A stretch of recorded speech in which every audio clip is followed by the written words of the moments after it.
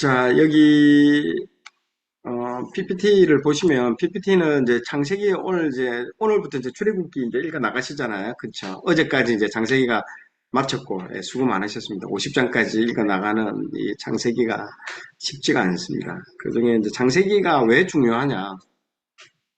창세기는 아까 얘기한 것처럼 이 창조, 타락, 심판, 회복 이 자체가 성경 전체의 어떤 얼개 구조, 이 전체적인 것들을 한번 샘플로 보여주고 있는 책이 이 창세기입니다. 이 창세기는 다른 책보다도 굉장히 중요한 게 이 성경의 창세기부터 요한계시록까지의 창조, 타락, 심판, 회복의 전체 사이클을 이 창세기 책 한 권 안에 다 담겨져 있습니다. 예, 그래서 창조 그리고 타락 그리고 심판, 홍수 심판이죠. 그리고 나중에 이 구원받는 이 회복과 구원이 요셉을 통해서 또 인류의 구원을 또 이루어내는 그런 어떤 구조적인 형태를 잘 보여주고 있습니다. 그래서 창세기는 하나의 어떤 성경 전체의 모판과 같다라고 볼 수가 있죠. 그러면서 동시에 머릿말과 같은 구조입니다. 그러면서 출애굽기에서 이제 시작하는 거죠. 어떻게 보면 출애굽기 430년의 어떤 그 긴 롱텀의 어떤 그 기간이 있지만은 하나님께서 자기 백성을 노예로부터 시작하는 거기서 어떻게 노예로부터 우리를 구원해내고 구속의 어떤 전체적인 역사, 아담이 저질렀던 이런 원죄의 부분들을 어, 근본적인 어떤 그 죄의 부분들을 해결하는 그리고 예수 그리스도를 우리에게 보내주시는 이 전체의 과정들을 다 보여주는 어떤 전체적인 어떤 부분들이 다 나옵니다.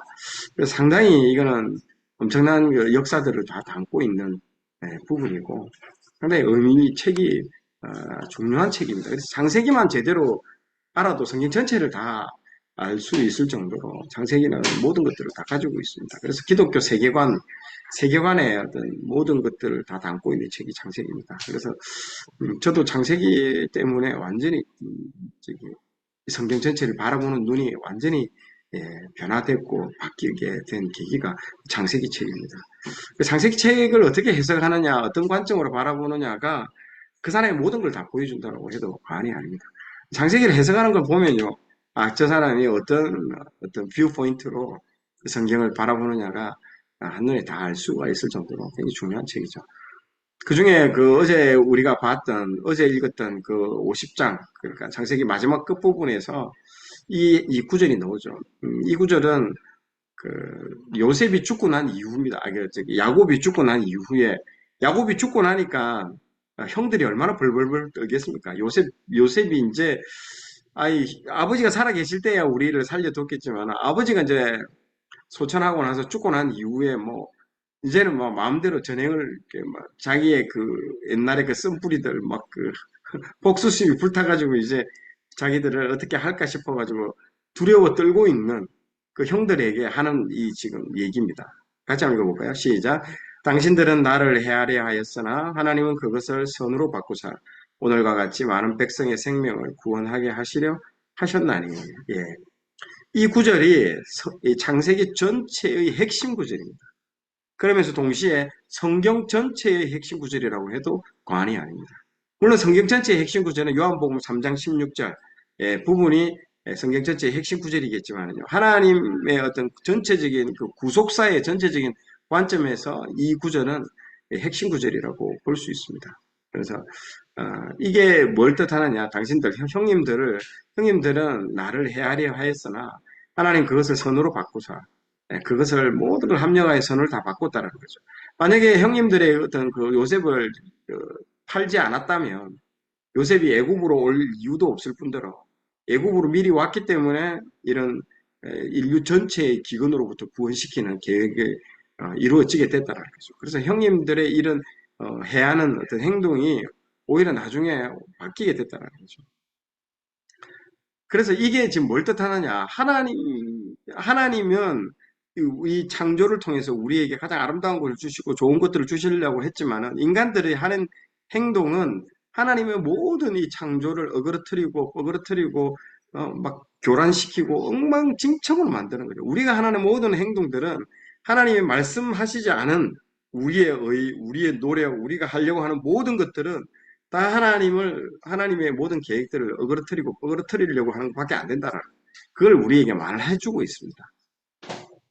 그렇기 때문에 그 모든 것들, 그래서 우리가 하는 모든 하나님의 전체의 그 설계, 아름다운 그 계획에 우리는 그걸 망치고 엉망으로 만드는 거죠. 그런데 그 엉망으로 만드는 것을 하나님은 다시 또 선으로 바꿔주신다는 거죠. 참, 그 모든 것들이 참, 감동이 된다는 거죠. 그래서, 이 야곱의, 뭐, 구체적인 사례들, 말을 했겠지만, 솔직히 아브라함에게도 아들 하나밖에 안 주잖아요. 그러면 이제 둘째 이삭 때는 좀 아들을 많이 줘야 되는데, 이삭 때도 아들 하나, 이제, 이삭도, 보세요, 보면, 이제 이삭 하나밖에 안 줬지만, 거기도 아들 둘밖에 안 주잖아요. 이삭하고, 저기, 에서하고 야곱이라는 이 두 명의 아들밖에 안 줬어요. 그것도 두 아들이 싸워가지고 막 죽이려고 하는 그런 상황까지 갔다라는 거죠. 그리고 뭐, 아브라함만 애를 늦게 준 게 아니고, 진짜 이삭도 나이 마흔이 될 때까지 노총각이, 여러분, 지금 그 이전에는 10대 때 뭐 결혼하는 때입니다. 그런데 언제까지? 40살까지 이삭을 결혼이 안 하고 노총각으로 이때도요. 거의 40세에 그때서 이제 자기 며느리 감을 찾으러 보내는 그 이야기가 나오거든요. 철저히 하나님의 말씀에 순종한 거죠. 그리고 이제 리브가를 데리고 와서 애를 낳았는데도 이제 쌍둥이 애를 낳았음에도 불구하고 많이 못 낳은 거죠. 그런데 그 이후에 야곱 때에 그도 야곱이 형님을 피해가지고 저기 라반의 그 집에 갔었을 때 그 두 여인 레아와 라헬이 나오면서 이제 그 이야기가 진행되잖아요. 그 아기를 12명의 아들을 낳는 그것도 잘 보세요. 하나님께서 레아와 라헬 그 쏟고 속이는 자기 외삼촌이 자기를 속이는 그 과정도 좀 이해가 안 되는 상황이고 또 그리고 그 레아와 라헬이 서로 시기와 질투를 통해서 뭐 합판체를 사가지고 막 남편을 데려오고 막 그 시기 질투를 통해 가지고 아기를 계속 낳아가는 과정들을 한번 보라는 거죠. 그래서 그런 과정들을 꽤 많은 성경에 할애를 해가지고 별로 은혜스럽지도 않고 덕도 안 되고 여자들끼리의 경쟁과 시기와 질투 뭐 저런 걸 뭐 성경에 저렇게 많이 담았나라고는 예전에는 그렇게 봤거든요. 저는. 근데 가만히 보면 이거 똑같은 거예요. 이 여자들의 그 시기와 질투를 통해서 하나님께서 그 12명의 아들을 통해서 하나님의 백성을 만들어가는 거가 이 악한 것들, 우리는 뭐 시기와 질투를 좋은 걸로 보지 않잖아요. 그런데 시기와 질투라는 것들을 하나님은 선으로 바꾸사. 그 안 좋은 것들을 선으로 바꾸어서 하나님의 백성 12명의 그 풍성한 아들로 하나님께서 바꾸어주는 것들이 놀랍다라는 거죠. 그래서 우리 입장에서는 악으로 보이는 것들이 그 선으로 바꾸는 거죠. 참, 그런 것들, 그런 이유들이 있다는 거죠.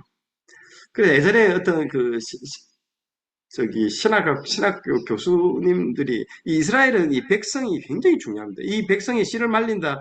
이거는요. 그래서 지금도 유태인 뭐 학살이라든지 뭐 여러 사건들을 통해서 하나님의 백성들을 완전 말살시키려고 하는 시도들이 상당히 많이 있었습니다.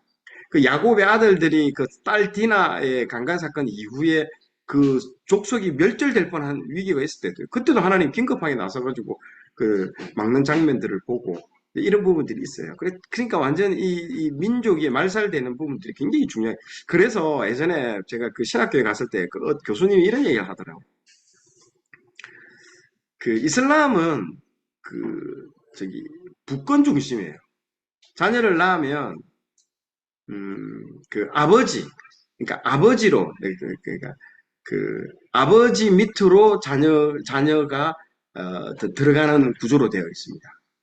그런데 이스라엘은요, 철저하게 목권 구조로 되어 있어요. 그러니까 어머니가 이스라엘 그 유대인이면 유대인으로 이렇게 봅니다.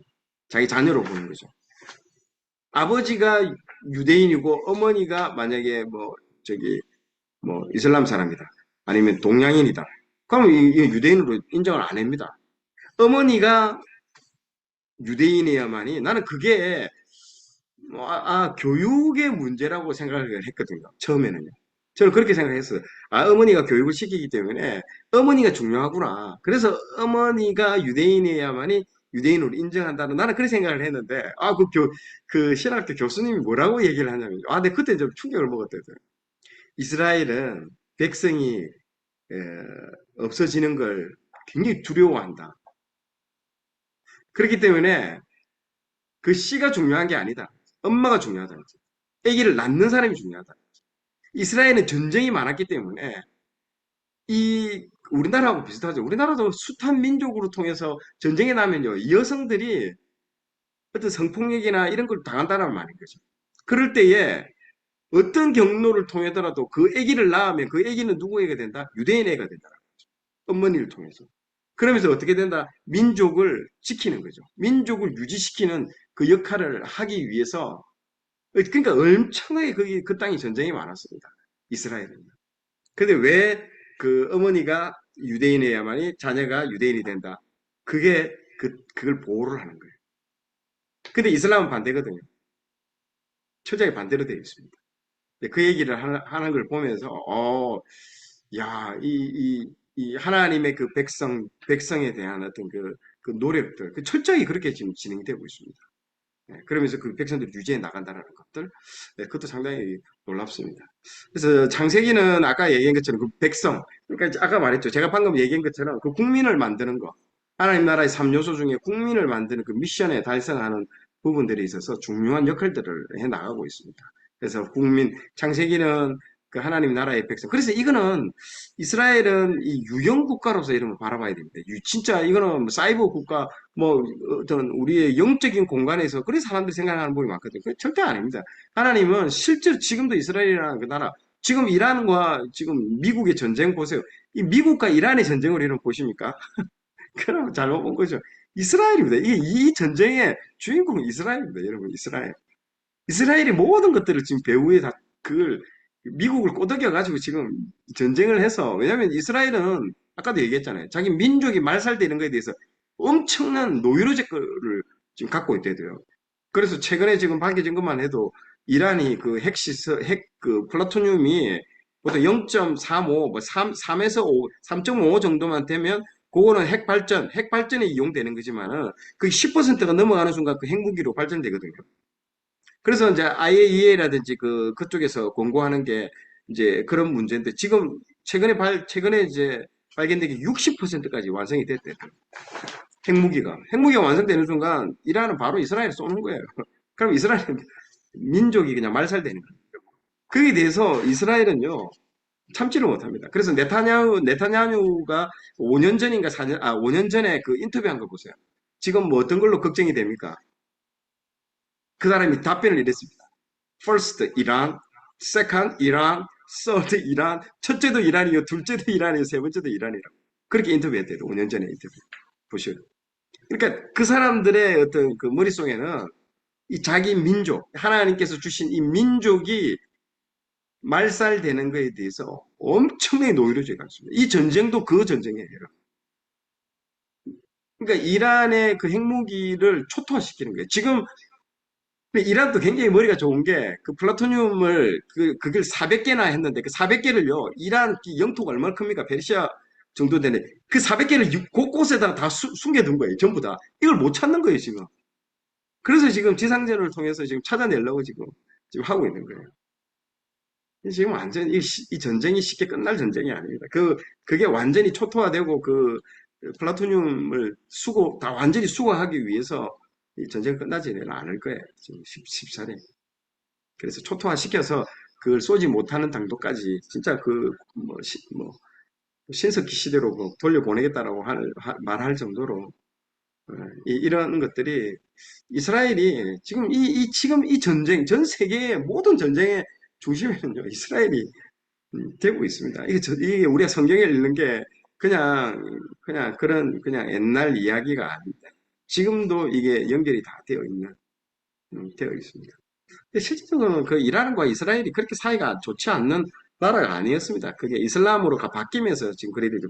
팔레비 정부 때는 그렇게 둘도 없는 친한 사이였습니다. 예, 여러분 옛날에 80년대 그 호메이니가 정권을 잡기 전까지만 해도 70년대만 해도 이스라엘과 이란은 완전 단짝이었대요. 성경에도 그렇잖아요. 성경도 완전히 제일 친한 사이가 그 페르시아와 이스라엘이었죠. 그러니까 바벨론의 포로로 잡혔다가 돌려보내잖아요. 그러니까 누굽니까 고레스 왕이 그 돌려보낼 정도로 너무너무 사이가 좋았고 그게 이제 현대까지도 왔는데 호메이니가 79년도 그 혁명을 통해서 그때부터 이제 지금까지 지금 악연으로 지금 이어지고 있는 상태죠. 자, 창세기의 그 출애굽기로 넘어가는 이 부분에 있어서 이 이제 매개 역할, 그 브릿지 역할을 해주는 그 말씀이 창세기 15장의 13절에 16절이죠. 예고편으로 옵니다. 그래서 이제 여호와께서 아브라함에게 보세요. 아브라함이 아닙니다. 아브라함이라는 말은 아주 초창기 때죠. 아브라함이 그 초창기 때 지금 얘기를 해주는 겁니다. 여호와께서 아브라함에게 이르시되 너는 반드시 알라 내 자손이 이방에서 계기되어 그들을 섬기겠고 이게 지금 애굽에서 일어날 이야기죠. 그들은 400년 동안 내 자손을 괴롭히리니 그들이 섬기는 나라를 내가 징벌할 것이며 그 후에 내 자손이 큰 재물을 이끌고 나오리라. 너는 장수하고 평안히 조상에게로 돌아가 장사될 것이요. 내 자손은 4대 만에 즉 400년 만에 이 땅으로 돌아오리니 이는 아모리 족속의 제약이 아직 가득 차지 아니함이니라 하시더라. 아모리 족속이 여러분 가나안 땅입니다. 가나안 땅에서 일곱 개 아니죠. 훨씬 더 많죠. 그중에 대표적인 7개 족속 중에서 가장 싸움을 잘하는 영향력이 있는 족속이 아모리 족속입니다. 그래서 아모리라는 이름을 여기서 쓰고 있는 거죠. 그래서 아모리 족속이 제약이 아직 차지 아니었다. 그러니까 죄의 분량, 제약의 분량이 아직 안 찼기 때문에 아직 내가 너희를 거기 이방 땅에서 계기되어서 잠시 머물게 한다는 거죠. 그러나 이 제약이 관영하고 제약이 어느 정도 다 차면 내가 너희들을 그 땅에서 끄집어내어서 그 땅으로 보내고 그 땅에서 죄악에 관영한 땅에 있는 사람들 다 썰어버리고 내가 너희들 간에 심어주겠다는 그 말씀을 이미 이 창세기 15장, 12장에 아브라함이 등장하잖아요. 그 초창기 때 이 말씀을 통해서 예고편으로 앞으로 어떻게 일이 일어날 것인가 말을 해주고 있습니다. 하나님은 여러분이 그걸 아셔야 됩니다. 반드시 어떤 일을 하시기 전에 예고를 해줍니다. 하나님은 절대로 말 없이 바로 이 일을 시행하지 않습니다. 내종 선지자에게 미리 하실 얘기들을 미리 알려줍니다. 미리 알려주신다는 거죠. 예, 미리. 그래서 우리에게도 말씀하잖아요. 우리도 어떤 그걸 우리에게 뭡니까? 그 위경 가운데 하나님은 먼저 뭘 보내주신다고 합니까? 성경에 보면 말씀을 보내준다고. 위경 가운데. 위기 가운데 있을 때 먼저 말씀을 우리에게 보내주시고 그리고 그 말씀을 통해서 위경을 탈출할 수 있도록 우리에게 다 알려줍니다. 진짜. 말씀은 약방의 감초와 같은 거죠. 우리가 힘든 부분이 있는 거죠. 여러분, 약방의 감초라는 말이 뭡니까? 이 한방의 원리가, 죄송합니다. 이 한방을 제대로 알지도 못하면서 이렇게 제가 들은 얘기지만은, 한방의 원리가 약초가, 그럽니다. 여러분, 약초를 다려가지고 먹는 거잖아요. 약초 안에는 모든 어떤 약초든 독이 다 있어요. 근데 감초가 뭡니까? 그 독을 해독해 주는 겁니다. 그래서 이 한약의 원리는 독과 해독을 통해서 거기서 화학적 반응을 통해서 우리 몸을 보완시켜주고 몸을 강건하게 해주는 거예요. 모든 것들이 다 그렇습니다. 운동의 원리도 똑같아요. 우리가 이게 막 무거운 역기를 들잖아요. 이러면 이게 뭡니까? 긴장을 하잖아요. 긴장을 하고 다시 넣으면요 이완이 되잖아요. 긴장 이완을 통해서 우리 몸이 강하게 단련되는 거예요. 그래서 하나님이 우리를 계속 풍요로 가운데 두면 우리는 거의 죽습니다. 그러나 우리 안에 뭡니까? 계속 문제를 주고, 계속 뭡니까? 문제를 주고, 또 기도를 통해서 문제를 해결하고. 그러면서 우리가 점점 강해지는 거예요. 단련되어지는 거예요. 단련되는. 그 침도 똑같은 원리입니다. 침을 놓는 게 뭡니까? 긁는 거예요, 그게. 피부를 긁게 해가지고, 그걸 통해서 다시 완화시켜 주는 거예요. 긁고. 그러니까 모든, 예방주 접종이 뭡니까, 여러분? 우리 안에 세균을 먼저 넣어주는 겁니다. 그 독감 예방 접종이라는 뭡니까? 아주 우리가 이길 수 있는 그 균을 먼저 넣어주는 거잖아요. 그래서 그걸 통해서 우리가 이길 수 있는, 견딜 수 있는 것들을 먼저 해서 나중에 그보다 더 강한 게 오더라도 이길 수 있도록 미리 균을 넣어주는 거잖아요. 모든 것들이, 원리들이 다 그렇습니다. 그렇기 때문에 항상 우리가 평생 동안 행복했으면 좋을 것 같죠? 죽습니다. 우리 죽을 수밖에 없어요. 근데 하나님은 왜 자꾸 우리에게 어느 정도의 고난을 주시고 또 이걸 연단을 주시고 하느냐. 우리가 감당할 만한 시험만 우리에게 주시는 거죠. 그걸 통해서 또 이겨내고 그러면서 점점 우리의 신앙이요 단단해지고 이 영성 있게 올라가는 거죠. 모든 운동의 원리, 질병을 치료하는 원리 다 똑같습니다. 그것만 딱 보면 하나님이 이런 식으로 우리에게 하는구나. 생각해 보죠. 하나님이 이 이스라엘 백성을 시작하는데 이 출애굽을 시작하는데 뭘로 시작합니까? 이, 이 노예로 시작하잖아요. 자기 백성을 아니 내가 애를 낳았는데 나는 애를 낳으면 아방궁에 제일 좋은 아파트에 막 100평 되는 아파트에 우리 아들 금침대에다가 그렇게 시작하고 싶게 하지 누가 이게 노예로부터 시작하려고 누가 생각이나 했겠습니까? 하나님 그런 분이라도요. 자기 그 백성을 노예로부터 시작을 지금 시키는 거 보세요, 지금. 우리랑은 스케일이 다르고 생각이 틀리는 거예요. 참, 근데 우리는 우리 자녀 어떻게 키웁니까? 좋은 거 주려고? 좋은 거 주려고 그러잖아요. 좋은 게 좋은 게 아니라 그 얘기 하는 거예요. 여러분, 영혼 도울 때도 마찬가지잖아요. 좋은 거 준다고 좋은 게 아닌데. 좋은 게 좋은 게 아니고. 말했잖아요. 균을 먼저 넣어준다야 돼요. 예방접종이라는 게. 그러면서 하나님께서 그걸 훈련시켜주는 거예요. 안 그러면 죽습니다. 우리 자녀 우리가 평생 동안 돌볼 수 있습니까?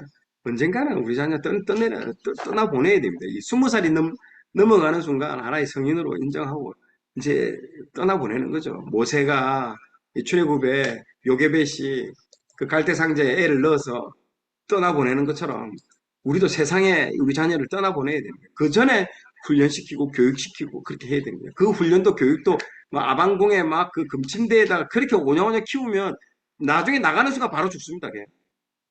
그렇게 키우면 안 된다는 거죠. 말씀으로 양육하고 징계하고 그리고 다시 돌아오고 이런 훈련들을 통해서 언제든지 떠나도 할 수 있도록 그렇게 얘기를 하는 거죠. 그래서 출애굽기가 어떻게 시작하느냐를 잘 보라는 거죠. 이 참 하나님의 어떤 스케일 이런 거 보면 죄의 길에서 탈출하고 십자가의 길로 출발하게끔 하는 거죠. 그래서 출애굽이라고 하는 거죠. 그래서 애굽의 이 뜻이 상당히 이 부활절하고도 똑같은 겁니다. 부활이 뭡니까? 이 죽음의 탈출이잖아요. 죽음에 대한 탈출인 거죠. 이 영원한 사망, 저주, 이 죽음에 대한 탈출인 거죠. 그래서 엑소도스라고 하잖아요. 엑소도스, 엑소도스. 여러분 나중에 신약에 가보면 예수님이 그 변화산에서 그 12제자 중에 3명만 데리고 올라가잖아요. 변화산에. 누굽니까? 베드로, 요한, 야고보. 이 3명만 데리고 변화산에 올라가잖아요. 올라갔는데 이 3명의 제자가 본 게 뭡니까? 깜짝 놀라는 장면을 보잖아요. 예수님하고 모세와 엘리야가 3명이서 대화하는 장면이 나옵니다. 그때 대화할 때 무슨 얘기를 예수님이 하냐면 이 엑소도스 얘기를 하는 거예요. 자기가 십자가의 죽음으로 말미암아 어떻게 된다고요? 이 자기 백성들을 엑소도스 시키겠다라고 그 얘기를 하고 그때 단어가 엑소도스라는 단어를 씁니다. 예수님이 변화산에서. 그 제자들은 무슨 말 하는지 잘 못 알아듣죠. 근데 예수님이 그 모세하고 엘리야한테 한 얘기가 내가 죽음으로써 엑소도스 시키겠다라고 그 얘기를 한대도요. 벌써 그때부터 십자가와 죽음, 부활에 대한 얘기를 다 하고 있습니다. 거기서. 그때도 엑소도스를 쓰고 있습니다. 그래서 X가 벗어나다. 여러분들 비상구 있잖아요. 비상구가 뭡니까? EXIT, exit라고 하잖아요. 거기서 탈출시키는 거. 거기서 EXIT라고 쓰잖아요. 써드려야 알겠죠. 또 이렇게. EXIT. 비상구 있잖아요. 비상구. exit. 보통 우리 투자를 좀 아는 사람들도 엑시트 하잖아요. 저하고 친한 그 현성원 씨도 엑시트를 잘했잖아요. 엑시트 잘해가 3천억을 벌고 나갔잖아요. 그 자기가 했던 사업체를. 그게 엑시트라고 하거든요. 이제 자기가 키웠던 것들을 이제 넘기고 탈출하는 거죠. 그런 것처럼. 그 중에 이 X가 이제 벗어난다는 뜻이거든요. 그 지점에서 벗어난다. 벗어남. IT, it. 그 지점에서 벗어난다는 거죠. 이거도 마찬가지죠. 엑소도스는 EX는 벗어난다는 뜻이고 오도스는 그 길이라는 거죠. 그 길이 무슨 길일까요? 예, 사망, 죄와 사망과 어둠의 길이라는 거죠. 그 어둠의 길에서 벗어난다라는 거죠. 그래서 부활이 뭡니까? 그 죽음, 사망 권세, 그것에서 깨뜨리고 벗어난다라는 거죠. 그래서 이 부활의 아침은요, 이 놀라운 엑소도스의 아침이 되죠. 엑소도스의 아침이요. 그래서 애굽에서의 그 노예살이는 죄와 사망과 어둠을 상징을 하고 있습니다. 그래서 출애굽기 의미는 정말 그 구전으로 내려왔던 그 하나님이 현실에 나타나가지고 자기들을 그 애굽의 땅에서 탈출시키는 그 역사들을 보여주고 있습니다. 그래서 애굽에서 그 장자들을 죽이잖아요. 장자를 여러분 장자 죽이는 것도 또 그렇습니다. 장자가 여러분들 그 이 장자는 뭡니까? 이 first를 얘기하잖아요. 첫 번째 그 first. first는 무슨 의미를 가지고 있는지 압니까? 예. first는 everything을 얘기합니다. every. 죄송합니다. 제가 영어의 시간이 됐네. 첫째 것은 모든 것이라고 얘기합니다. 그래서 우리가 그 11조라는 그 개념을 드릴 때도 여러분 11조의 그 개념은 10분의 1 개념이 그 우리가 알고 있는 그런 개념이 현대적인 거고 실제 그 당시에는 뭡니까? 그 초실절의 열매를 딸 때 한 단이 있잖아요. 그 한 단, 제일 첫 번째 나오는 그 단을 가져와서 하나님께 그 첫 열매를 하나님께 드리는 거죠. 첫 번째. 그게 뭐다고요? 그게 전부 다라는 거죠. 하나님께로부터 내가 전부 다를 드립니다. 첫 번째. 그래서 첫째 아들, first는 모든 것. 그러니까 애굽에서 첫째 아들, 장자가 죽었다는 것은 뭘 뜻하느냐? 애굽 전체가 다 죽었다는 뜻하는 거예요. 애굽이 전체가 다 죽었다는 거예요. 그 장자만 죽었다는 뜻이 아니에요. 우리도 우리의 뭡니까? 그 11조의 개념도 우리의 첫 것을 주님께 드린다는, 우리가 받았던 모든 것을 주님께 드린다는, 그게 그 11조의 개념이죠. First is everything이라는 뜻이에요. First is everything. 첫 것. 그래서 여러분들 아침에 시작할 때 그 첫 시간, 첫 멘트, 이게 굉장히 중요합니다. 그래서 아침에 일어나자마자 내가 생각하는 거, 내가 내뱉는 말, 이게 모든 것, 그날의 모든 걸 상징하고 있습니다. 대부분 어떻게 할까요? 일어나면, 아, 피곤해. 하루 종일 피곤한 거야. 아, 짜증나. 아, 또 하루가 시작됐네. 여러분, 그게 하루의 전부돼요. 딱 일어났을 때의 첫 마디, 첫 멘트, 굉장히 중요합니다. 여러분, 예배 드릴 때도 마찬가지예요. 어떤 교회 가보면, 사단 마귀가 그 첫 멘트, 첫 번째 이걸 잡기 위해서 사단 마귀가 머리 입을요, 확 잡는 거예요. 영적인 전투입니다, 여러분. 이게 첫 마디. 첫 마디가 좋은 말이 나올 것 같습니까? 여러분, 첫 마디가 좋은 말이 안 나옵니다. 아버지가 자녀한테도 그래요. 아버지의 눈에 자녀가 볼 때 뭐부터 보이겠습니까? 단점부터 보인대도요. 그럼 첫 마디가 뭘까요? 아, 저거 하면서 딱 그런 얘기가 나가는 거예요. 저거 인간 되겠나? 그러는 순간 이제 첫 멘트가 그리 나온데도 이상합니다. 그거 왜 그럴까요? 사단이 그렇게 아버지와 아들의 관계가요. 이게 축복을 줄 수 있는 결정적인 아버지의 역할을 가진 사람.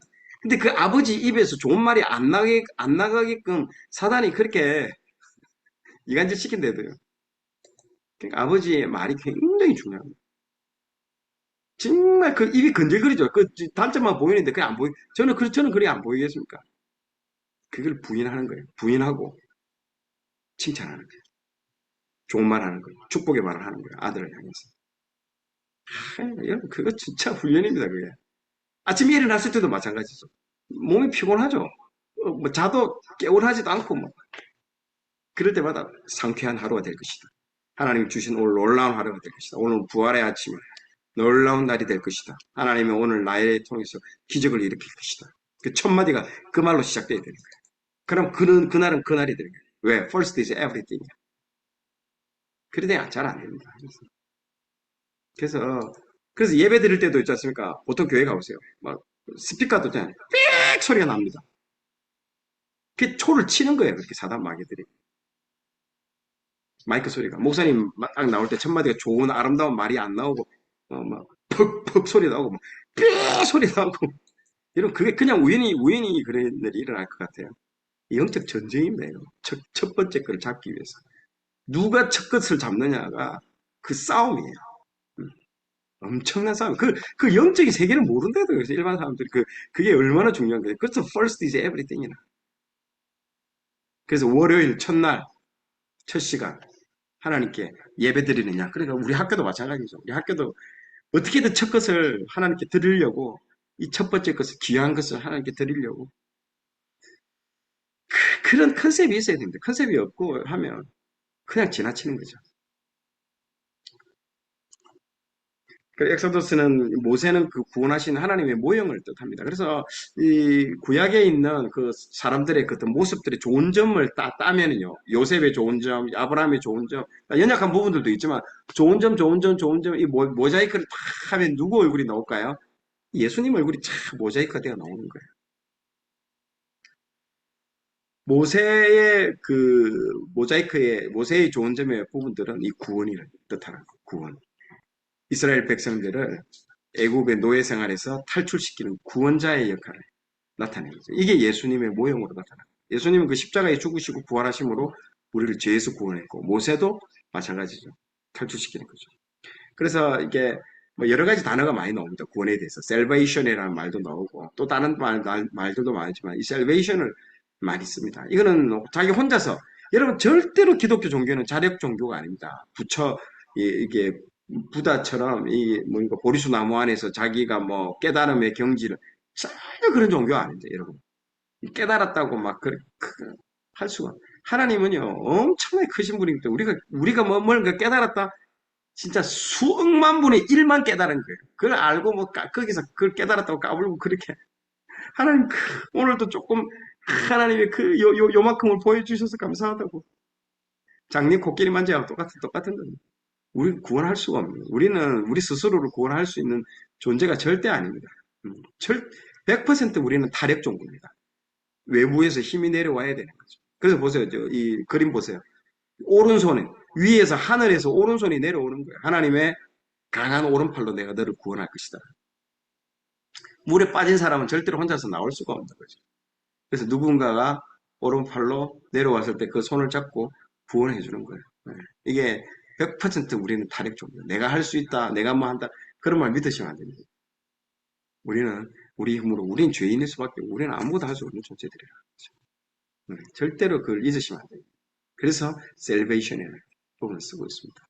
그래서 출애굽기 1장부터 18장까지는 여기서 이제 나오게 되는 과정이죠. 여기에 3월 1일 날 도착했다라고 나옵니다. 이 시내산에 3월 1일 날 도착했기 때문에 몇 개월이 소요됐다? 어떤 사람은 3개월여 하는데 2개월이 소요된 거죠. 3월 1일 날 도착했기 때문에. 여기까지 오는데 2달이고요. 여러분, 여기까지 가는데 며칠 걸릴까요? 한 10일? 그리고 요 안에 올라가면요, 15일. 그럼 보세요. 한 달도 안 걸리는 기간이에요. 바로, 우리, 이렇게 치고 들어가면. 근데 여기에 몇 년 만에 갑니까? 40년 만에 간 거예요. 결국에는 한 2달, 3달, 한 6개월 안에 끝날 일을 몇 년 걸렸다고요? 40년이 걸립니다. 지금. 그게 무슨 결과예요? 불순종의 결과입니다.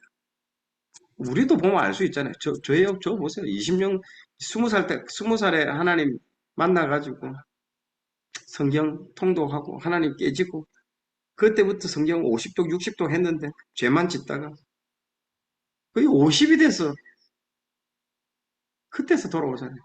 30년 동안 개망난이 짓하고 뱅글뱅글 돌다가 돌아오는 거 보세요.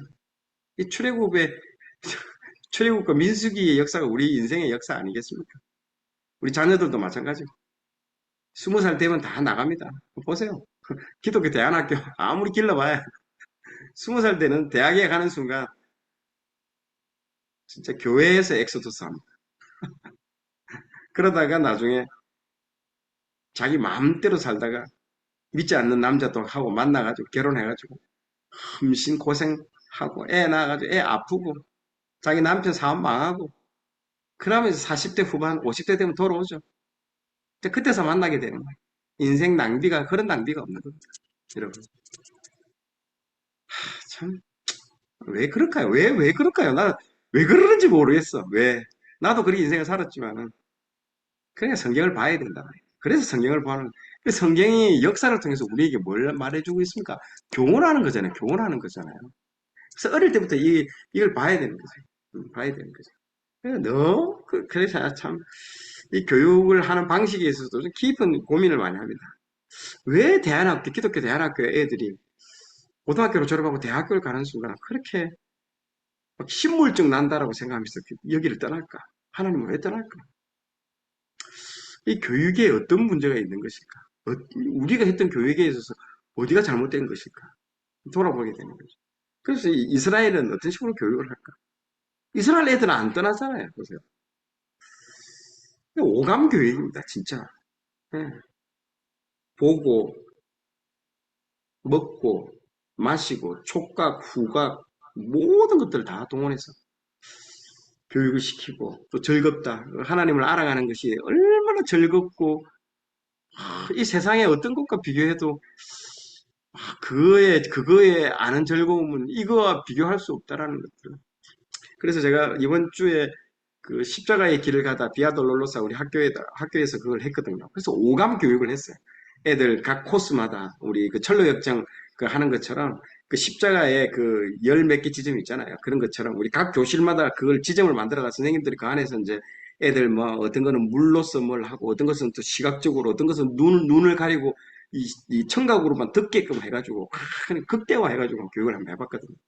너무너무 좋아하더라고. 나중에 마지막에 애들 뭐 십자가 부여잡고 울고 그렇게 하고 참 이 즐거운 교육을 하는 방식에 있어서 디립다 그냥 뭐 안 되는 걸 막 계속 들어라 뭐 자고 있으면 막 그 애들 뭐 강압적으로 안 듣냐 선생이 노력해야 되는 거야. 어떻게 하면 즐겁게 교육하고 어떻게 하면 이 오감을 이 시각, 촉각, 후각까지 그 예수님 보세요. 예수님이 그 단어를 쓴 거 보면 놀라운 단어를 썼는데 그 베드로가 예수님을 어디서 부인한 줄 아십니까?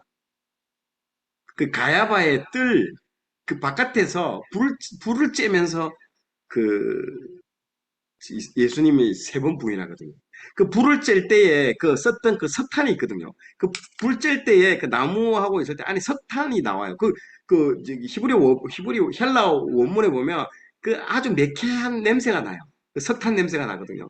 매캐한 불을 쬐 때. 그 매캐한 석탄 냄새가 나는데 그 석탄 냄새가 나는데 그때 거기서 자기가 불을 쬐면서 세 번 부인해요. 그 완전 치욕적인 장면이잖아요. 저기. 그러면서 닭이 울면서 그 완전 대성통곡을 하잖아요. 베드로가. 근데 나중에 예수님이 그 다시 베드로를 만나러 갈릴리에서 만나잖아요.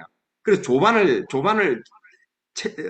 차려주거든요. 그때 베드로가 겉옷을 입고 그 바로 바다에 뛰어들어가지고 막 헤엄쳐가지고 예수님을 만나러 오잖아요. 그걸 얼마나 추웠겠습니까? 그 완전 새벽인데. 그러면서 그 예수님이 조반을 해주고 그 앞에서 불을 피워놨는데 그 불을 피워놨던데 그때 쓰는 단어가요. 그때 그 베드로가 세 번 부인했을 때 그 매캐한 그 석탄 있잖아요. 탄을 피웠을 때 그 냄새하고 그때 피웠던 그 냄새하고 똑같은 걸 쓰고 있어요. 후각을 사용하는. 그때 그 베드로가 그 앉았을 때 그 향을 맡았을 때에 그 매캐한 그 석탄을 맡았을 때 어떤 생각이 들었을까? 사람이요, 제일 그 기억에 오래 남는 게 이 냄새입니다. 저도 이 세계 여행을 할 때 필리핀이나 태국이나 이런 세계 여행 갔을 때 지금도 기억에 남는 건 그 냄새가 기억이 남아요. 아, 태국에 갔을 때 그 특유의 그 냄새가 있거든요. 필리핀에 갔을 때 그 특유의 냄새가 있어요. 그 기생충이라는 영화 봐도 그 기생충 영화도 그 냄새로 얘기해야 돼요. 반지하 사는 사람들의 그 특유의 아주 이상한 그 냄새가 나는. 그래, 딱 그 잘 사는 사람, 부유한 사람이 그 냄새를 딱 알아채야 돼. 이상한 냄새가 난다고 계속 그 얘기하거든. 근데 이 후각은 보이지 않잖아요. 근데 영화상에서 그 얘기를 하는 거 보면서 후각을 자극시키더라고. 마찬가지예요. 예수님께서 그 베드로에게 뭘로 교육을 시키고 있습니까? 후각으로 교육을 시키고 있습니다. 후각은 잊어지지가 않습니다. 그 매캐한 석탄 냄새, 그 불을 피우면서 나는 그 냄새를 그거를 미국에 오신 그 유명한 목사님이 그 설교를 하더라고요. 나 깜짝 놀랐다. 똑같은 단어라고 그러더라고요. 참 그때 베드로가 어떤 느낌이었을까요? 얼마나 울었을까요? 그리고 그 똑같은 상황을 만들어 가지고 예수님이 네가 나를 사랑하느냐고 세 번 물어보시잖아요. 그리고 베드로에게 내 양을 먹이라, 내 양을 치라. 예, 정말 사랑하냐고 물어보잖아요. 알고 있잖아요. 예수님도 알고 있단 말이에요. 베드로가 자기를 사랑하는지. 베드로를 다시 한번 세우는 거지. 참 눈물이 쏟아지더라. 그런 거 보면. 참 베드로를 그 배신하고 떠난 그 베드로를 정말 참 제자로 세우는 그 과정이잖아요. 그 과정에 그 후각적인 효과를 극대화해가지고 그 사람을 뭐 내리 속에 베드로의 내리 속에 영원히 잊혀지지 않기 위해서 그 후각을 사용하는 것이죠. 한국의 교육이요. 참 보면 단순하면 미리 그렇게 교육을 하는 거예요. 선생님들이 노력 안 하는 거죠. 그 이스라엘은요, 자녀들한테 그 말씀이 얼마나 꿀송이처럼 다냐고 그 히브리어 알파벳들을 단어들을 다 과자로 만들어요. 튀겨가지고 과자를 만들고 튀겨가지고 나중에 그 꿀을 입혀요. 그걸 먹이는 거예요. 말씀이잖아요. 말씀을 먹었는데 꿀송이보다 더 달다고 생각해요. 그래 막 단어를 갖다가 이 과자 단어를 만들어가지고 배열을 시키고 그걸 암송을 시키고 그걸 나중에 먹게 하거든요. 그게 오감 교육이랬대요. 야 하나님 말씀이 진짜 꿀송이구나. 엉뚱한 먹방 하고 있어요. 엉뚱한 먹방. 말씀 먹방을 해야 돼요. 진짜로. 그러면서 말씀이, 진짜 하나님 말씀. 그 조그만 애기, 3살, 4살 된 애기가 그걸, 말씀을 암송하게 해가지고 그걸 먹어보세요. 막, 미각 안에서 그 판타지가 터지는 거예요. 그리고 영원히 기억을 하는 거죠. 그런 식으로 교육을 시킵니다. 네, 넘어가도록 할게요. 너무 많은 얘기들을 해서, 초반에 너무 힘을 많이 뺐네요. 자, 그래서, 애구, 넘어갈게요. 그래서 홍해 구원의 메시지는 구원하시는 그 전능하신 하나님을 얘기를 하고 있습니다. 그래서 이 홍해 구원. 그래서 나중에 보면, 잠깐만요. 음, 여기 보시면 홍해 이 사건이 나중에 보면요. 다시 한번 또 나오게 될 부분이 나옵니다. 이 홍해는 메타포적으로 보여줍니다. 홍해를 건넌 후에 모세의 노래가 나오는데 애국 군대 수장한 하나님의 찬양하면서 춤추는 노래하는 장면들이 나오는데 나중에 요한계시록 15장에 가보면 요한계시록 15장에 보면 내가 보니 불이 섞인 유리바다 같은 것이 있고 짐승 그의 우상과 그의 이름의 수를 이기고 벗어난 자들이 바닷가에 있어서 하나님의 검은고를 가지고 하나님의 종 모세의 노래 어린 양의 노래를 불러 이르되 예, 주 하나님 곧 전능하신 이게 뭐냐면 이 요한계시록에 보면 나중에 마지막 때가 되면 적그리스도 되는 친구들이 적그리스도 되는 애들이 막 하나님 백성들을 거의 죽일 듯이 쫓아옵니다. 그러니까 완전 이제 나는 죽었다라고 딱 생각하는 마지막 단계에서 하나님께서 싹 우리를 옮겨버리는 거예요. 뭐 그게 뭐 휴거일 수도 있고 뭐 어떤 방법이 나는 잘 모르겠어. 하여튼 싹 옮겨버리는 거예요. 그 유리바다 같은 걸 건너가게끔 만들어버리는 거예요. 그러니까 보세요. 또 내가 보니 불이 섞인 이 불이 뭡니까? 불굴 홍자잖아요. 이 홍해를 얘기하는 거예요. 이게 홍해, 그러니까 불이 섞인 유리바다 같은 것이 있고 거기서 우리를 건너가게 하고 저기 적그리스도 하는 애들 그 못 건너가게 거기서 우리를 쳐다보는 거예요. 근데 여기 사이에는 그게 있는 거예요. 나중에 그 신약에 보면 그 거지 나사로하고 얘기 있잖아요. 거지 나사로는 보이는 거예요. 그 천국이 저기 뭐 아브라함 품에 안겨 있는 거지 나사로가 보이는 거잖아요. 그 보이는 장면으로 묘사되고 있대요. 있는 거예요. 그럼 막 저것들을 내가 죽여야 되는데 하는데도 가지를 못하는 거예요. 유리바다 같은 게 있어가지고. 그러면서 거기서 찬양을 하는 거예요. 보세요. 하나님의 종 모세의 노래, 어린 양의 노래를 불러 이르되 주 하나님 곧 전능하신 이시여 하시는 일이 크고 놀라우시도다. 똑같은 일이 일어난다는 거예요. 나중에. 이 뒤에는 애국 군대가 쫓아오고 이제 우리는 죽었구나라고 완전히 단념하는 그때의 구원이 일어난다는 거예요. 하나님 우리를 몰아붙일 때 나중에 그런 일이 일어나는데 그때 다 배교하고 떠난다. 그러니까 죽고자 할 때 살아나는 거예요. 이순신 장군이 말할 것 같아. 성경에도 나오잖아요. 너희들이 죽고자 하면 살 것이고 살고자 하면 죽을 것이다. 살고자 하면 배교합니다. 근데 나는 여기서 순교하겠다. 죽겠다라고 결단하는 순간 유리바다와 같은 데로 옮겨지는 거예요. 보세요. 여러분 그렇게 하나님이 호락호락하게 우리를 뭐 테스트할 때 아이고 나중에 뭐 이런 사람 있죠. 아이고 여기서 마음껏 시큰 놀다가 나중에 죽기 전에 내가 믿어야지.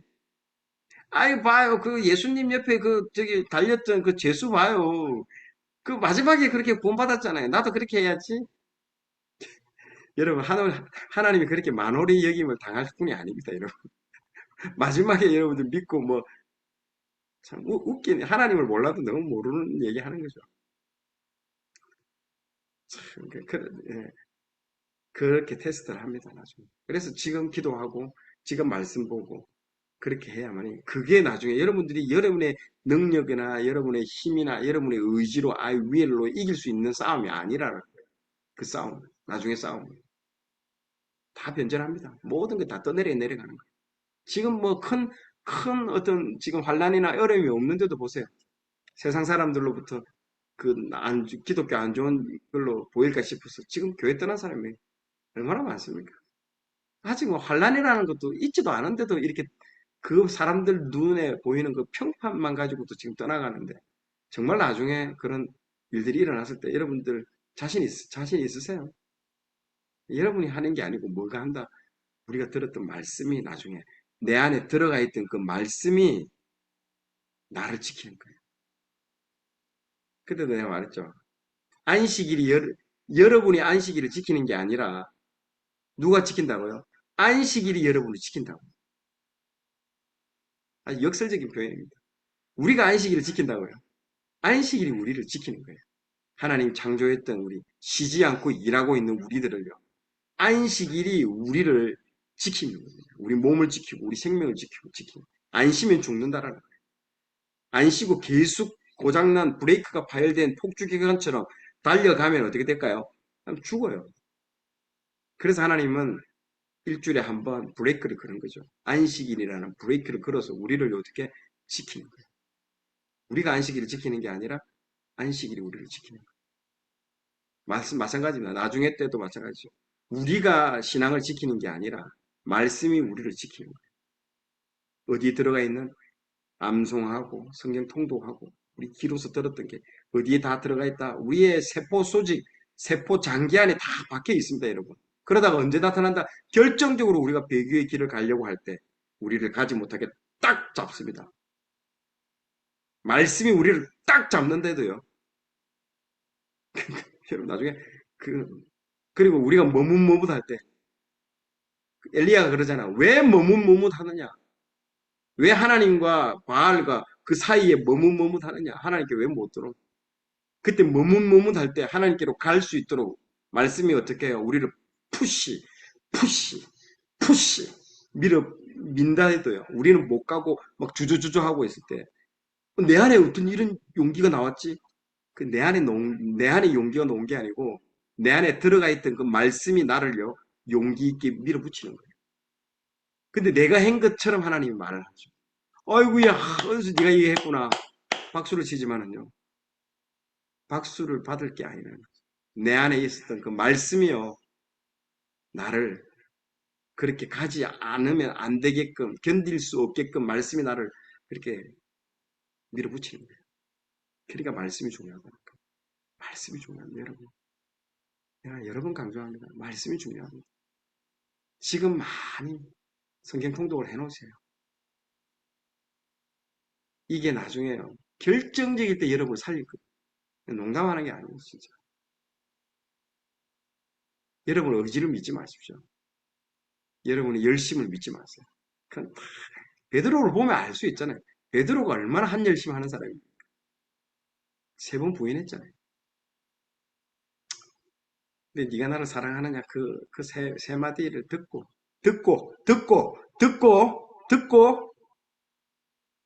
그리고 그 석탄의 냄새를 맡고 말씀으로 이기는 거예요. 말씀으로 이기는 겁니다. 네. 그래서 더 중요한 거는 이 언약입니다. 언약. 약속의 말씀을 받아야 되죠. 그래서 이 약속의 말씀을 받는 게 중요합니다. 시내산 정상에서 약속의 말씀을 받는 거죠. 구약 전통을 전체를 받는 이 출애굽기에 이 말씀이 있는 거예요. 이 말씀이 이게 세계가 다 내게 속하였나니 너희가 내 말을 잘 듣고 보세요. 말씀을 듣는 게 들어라 이스라엘아 그 말 하잖아요. 쉐마 할 때 들어라 이스라엘아 내 말을 잘 듣고 내 언약을 지키면 너희는 모든 민족 중에 내 소유가 되겠고 너희가 내게 대하여 제사장 나라가 되며 거룩한 백성이 될 것이다. 이게 핵심 말이에요. 이 구약 전체를 관통하는 엑기스입니다. 이 구절이. 이 구절이 엑기스입니다. 그래서 내가 한 민족을 택했는데 그게 너다. 그래서 너희가 무슨 나라다? 제사장 나라다. 너희가 일받다. first다. first. 내가 말했죠. first is everything. 이스라엘이 first라는 거예요. 너희들이 첫 번째 국가다라는 거죠. 내 말을 듣고 너희들이 먼저 첫 번째 국가로서 돌이키면 온 세상이 네가 돌이킨 걸 보고 아 나도 저렇게 하고 싶다라고 롤 모델 국가로서 내가 너를 제사장 나라로 세우다. 근데 그렇게 제사장 나라가 되었을까, 안 됐을까요? 안 된 거죠. 구약 내내 안 된 거죠. 그래서 이 다리 역할을 하는 것, 폰티펙스라고 이렇게 얘기를 했잖아요. 다리 역할. 하나님과 우리 사이에 끊어진 그 다리 역할, 이 제사장이라는 말이 다리라는 뜻입니다. 브릿지 역할을 해주는 거. 다리 역할을 해라라는 거죠. 하나님과. 예. 그러니까 그러니까 제사장은요, 인간의 연약함도 체휼하고, 하나님의 안타까운 마음도 체휼하고, 그러니까 제사장은 항상 울어요. 그 울면서 주님 앞에 나아가는 거예요. 하나님, 저 연약한 인간들을 불쌍히 여겨달라고. 그러니까 그게 제사장의 역할이에요. 브릿지 역할을 하는 거예요. 선지자는 그런 역할 아니에요. 선지자는 그냥 가서 그냥 너 임마 너 이러면 망해 뭐 하면서 하나님의 말씀 일방적으로 전하고 그냥 떠나면 끝나는 거예요. 미련도 없어요. 감정도 섞일 필요가 없는 거예요. 냉정하게 그냥 막 거붓고 그냥 떠나면 되는 거예요. 그게 선지자예요. 근데 제사장은 안 그래요. 제사장은 인간의 연약함도 다 걸머쥐고 그리고 하나님의 그 인간을 향한 하나님의 안타까운 마음도 보이고 이 양쪽에 그러니까 제사장이 우는 거예요. 누가요? 구약의 선지자이면서 제사장 역할을 한 사람이 누가 있어요? 예레미야. 예레미야가 선지자이면서 뭘 했던 사람이고 직업이 뭐였어요? 그 제사장이에요, 제사장. 자기가 살았던 그 동네 이름이 생각이 안 나요. 거기가 제사장, 퇴임한, 은퇴한 제사장들이 사는, 유배된 제사장들이 사는 그 동네, 거기가, 이름이 어디다, 거기서 사는 사람이고, 제사장이에요. 또 한 명 더 있잖아요. 누굴까요? 퀴즈. 예레미야. 선지자인데 제사장 한 사람. 책에 있잖아요. 에스겔. 그래서 둘 다 울잖아요. 제사장은 우는 겁니다. 왜냐하면 그 마음이 체휼이 되니까.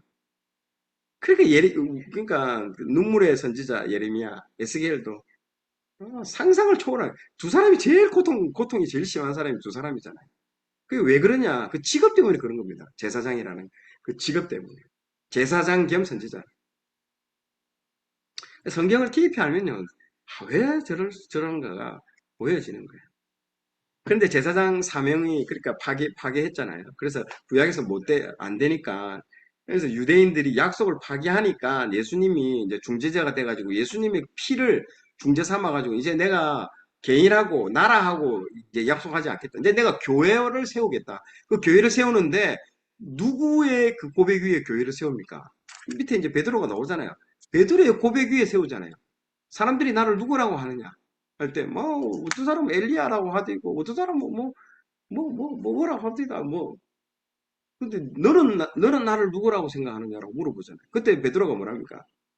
주는 그리스도시요. 살아계신 하나님의 아들이시니이다. 진짜 상상할 수 없는 고백을 하잖아요.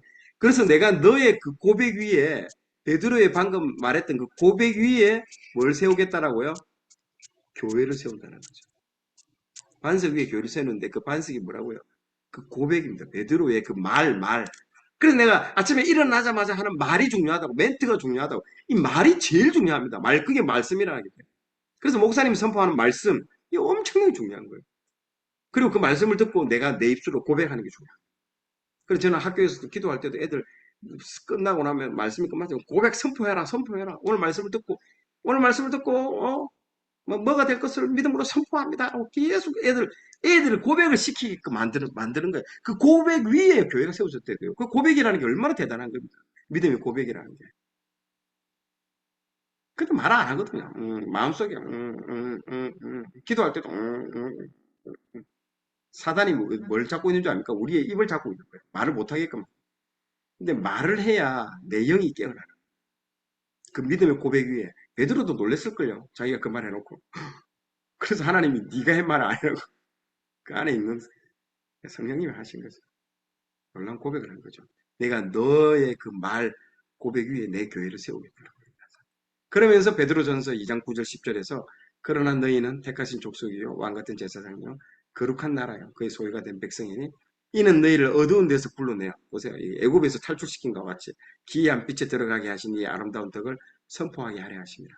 너희가 전에는 백성이 아니든 이제는 하나님의 백성이고 전에는 긍휼을 얻지 못하였던 이제는 긍휼을 얻은 자니라. 교회가 되면서 이제 이방인과 모든 전 세계 모든 예수님을 믿는 사람에게는 이게 다 적용이 된다는 거죠. 그러면서 확대 적용이 된 거죠. 이스라엘이 아니라 이제 확대 적용해서 교회라는 그 위에 새로운 왕 같은 제사장. 그래서 제사장이란 말이 계속해서 키워드가 잘 보세요. 키워드를 잘 보라는 거예요. 제사장 이스라엘이 제사장 나라였는데 이제 이걸 교회 안에 있는 우리들이 왕 같은 제사장이에요. 그래서 이 예수님이 킹 오브 킹, 왕이면서 예수님이 대제사장이에요. 그 두 가지를 다 가지고 있는 거예요.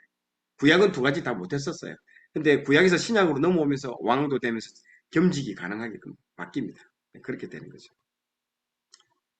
자, 요거만 하고 마칠게요. 아유, 원래 마쳐야 되는데, 제가 앞부분에 시간을 많이 써가지고, 하면, 할 얘기가 너무 많으니까. 자, 출애굽기 3장 18절에 보면요. 왜 내가 출애굽을 시켰느냐? 제사 지내려고. 예배 드리려고. 내가 너희들을 탈출시킨 이유는 내가 너희들이 예배 드리게 하려고. 그래서 너희에게 자유를 주는 거죠.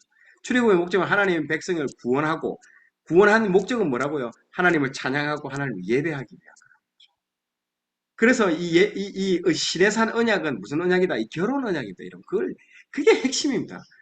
결혼하는 거예요. 이게 그냥 새끼손가락 끌고 나 이제 너희들하고 나하고 약속 이게 아니에요.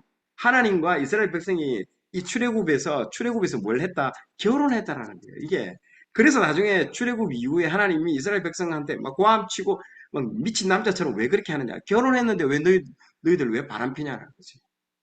왜 나만 안 쳐다보고 왜 다른 바알도 쳐다보고 왜 그렇게 바람 피냐라는 거죠. 바람 피는 거는 용납 못 합니다, 여러분. 그 전도연 씨의 영화 그 해피엔딩 보세요. 그 치정극이라고 하잖아요. 제일 무서운 게 남편이 눈이 뒤집혀가지고 바람난 아내를 죽이는 게 제일 잔인하게 죽이는 거예요. 그게 치정극이라고. 세상 사람들도 그걸 알아요, 그게. 그게 제일 무서운 거예요. 하나님이 에스겔에서 왜 미친 남자처럼 그렇게 하느냐? 왜 바람 피냐는 거죠.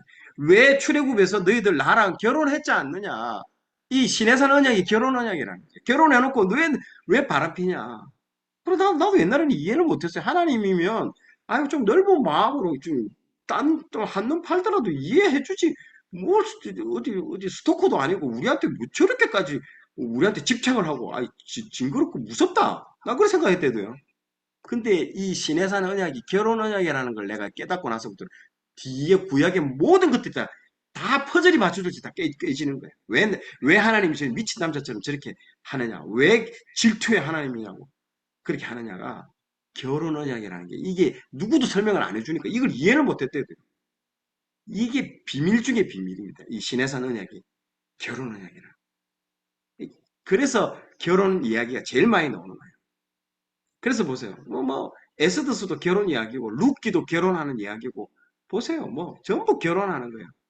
나중에 라합과 정탐꾼도 결혼하는 이야기고 예수님이 첫 번째 했던 기적도 뭡니까? 어디서 합니까? 가나의 혼인잔치 기적, 그 결혼하는 거잖아요. 예수님이 나중에 사도 바울이 예수님과 교회를 비유할 때 어떻게 비유합니까? 신랑과 신부로 결혼에 비유를 합니다. 신랑 대신 예수님, 신부가 교회라고 비유하잖아요. 그래 나중에 끝이 어떻게 했습니까? 아담과 하와가 결혼으로 시작해가지고 뭡니까? 요한계시록에 뭘로 마칩니까? 어린 양의 혼인잔치, 혼인잔치로 마치는 거예요. 그래서 이 성경은요, 결혼으로 시작해서 결혼으로 마치는 책이에요. 그게 뭘 뜻할까요? 내가 네 데리러 오겠다라는 거예요. 보세요. 아담으로 시작해서 끝이 뭡니까? 내가 너를, 신부를, 흠없고 점없는 신부를 내가 데리러 오겠다라는 어린 양의 혼인잔치로 마치는 거예요. 결혼을 시작해 결혼을 마치는 거예요. 엄청나게 중요한 게 결혼 얘기예요. 그래서 신랑이신 예수님이 신부인 우리를 찾으러 오는 얘기예요. 이게 뭐입니까? 애가 아니 뭡니까 이거? 애가가 아니고 뭐야? 아가 그래. 네. 아가서가 결혼 그 얘기. 아가서가 이 얘기입니다. 이거 신랑이신 예수님 신부인 우리를 찾아오는 얘기가 아가서다. 그래서 결혼을 했으니까 뭐가 나옵니까? 출애굽기가 설계도가 나오는 거예요. 성막에 대한 설계도. 결혼을 했으니까 뭘 한다? 너 신랑 신부가 살 집을 구해야 되는 거예요. 신방 이게 성막이 뭡니까? 신방이에요, 신방. 하나님이 이제 지성소라는 그 신방 안에 내가 너를 초청한다라는 거지. 신부를 초청해가지고 거기서 행복하게 살다는 거죠. 그래서 성막을 짓는 설계도를 갖다가 출애굽기 24장에 30장에 주고, 그리고 이 설계도대로 성막을 지은 게 31장에 40장이고, 40장에 그 설계도대로 다 지었을 때, 쉐카이나 영광이 하늘에서 불이 떨어지고 막 난리가 나는 게 이 영광이라. 이 진짜 그 얘기하는, 그래서 우리와 함께 하시겠다는 거예요. 신랑 신부가 신방에서 나옵니까? 안 나옵니까? 안 나오잖아요. 그래서 저기 7일간 그 안에 들어가 있는 거, 밖에도 안 나옵니다. 그 신방 안에서 나오지도 못하게끔 하는 거예요. 그러니까 이제 어린 양의 혼인잔치가 그거예요. 사랑하는 거예요.